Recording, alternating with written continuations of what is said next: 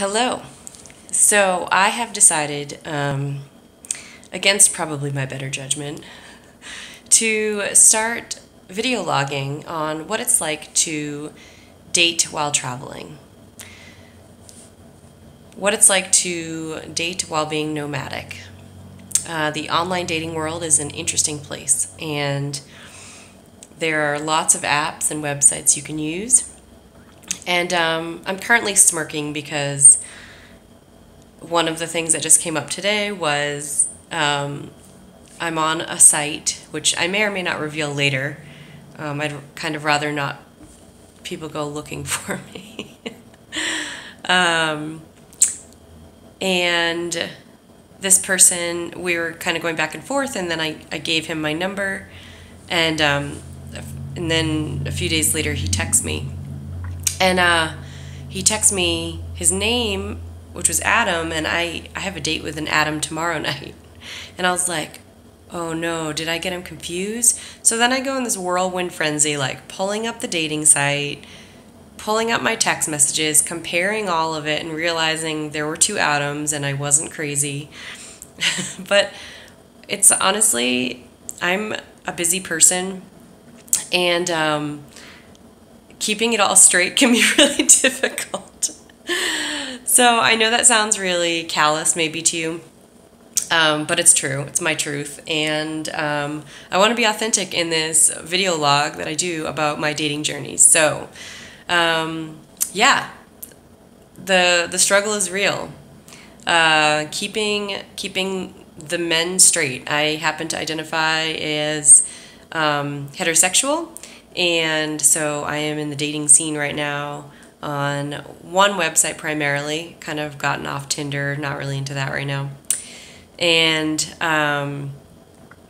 I spent the winter in Montana, and let's just say that when I changed my location to Denver, I have not stopped getting notifications across the top of my screen, which actually is happening right now. About people that have viewed my profile and people that have liked it. So that's exciting for me. I'm really excited to be back in an active dating world.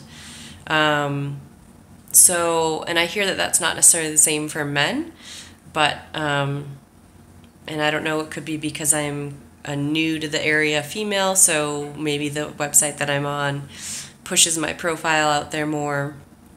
I have no idea why. But it's pretty fun to be having a lot of options to choose from. In Montana, there were less, let's just say. So anyway, I decided to start this video log, and I will answer questions about dating. I will, so comment below, subscribe below, hit the little bell if you want my notifications. If not, I don't care, not personal. But yeah, I'm going to start a channel. I haven't decided on a name for the channel. So if you have a good name for the channel that's appropriate, some of my friends have already had some good ideas that I cannot put up on there, that I cannot show publicly. But if you have any suggestions for what the channel name should be, something that, indicates that I'm traveling and dating and what that's like, the realities of it. So yeah, so I just want to talk about my experience with that, and it's really already been super interesting. A guy was just messaging me today, and I travel a lot. I've lived in Africa, I've lived in Ireland, I've traveled a lot of the United States, maybe most of it, the 48 states, and Hawaii, but I've not been up to Alaska yet. That's in my future, I hope. And I've traveled the world. I've been fortunate enough to travel quite a bit. So, so when I ask someone, where's your favorite place that you've traveled, and they list a town that's in the same state, I just don't think it's going to be a match. But I'm really working on not judging.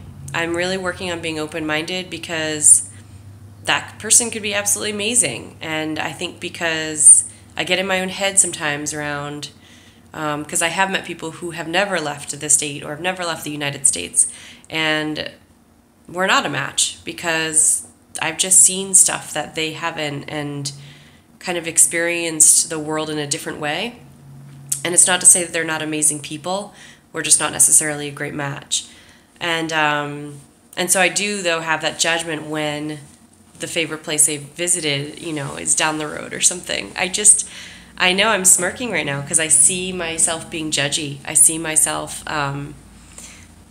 having I'm already showing up, even though I haven't met this person, as judging them. And I don't want to be that person. So I'm really working on that. I'm doing a lot of self-work around that. Keeping my mind open and my heart aware of my brain and how it limits me, for a possible life partner, because that is ultimately what I want. So anyway, suggestions for the name of this channel and also topics that you want to see covered. I already came up with one today, and that would be, if you are on a date with somebody, I would have advice for a man on how to, close off that date without leading the person on. I think that advice, actually, I should take my own advice on that one. But I want to talk about that in another blog and give some advice for how to, be like, it was really nice meeting you, and keep in touch type of thing. So, I don't know. I'm not going to call it an advice column. It certainly won't be. It'll probably just be me and my crazy stories. So let me know what your thoughts are, and I'm curious to get feedback. Have a good day and happy dating.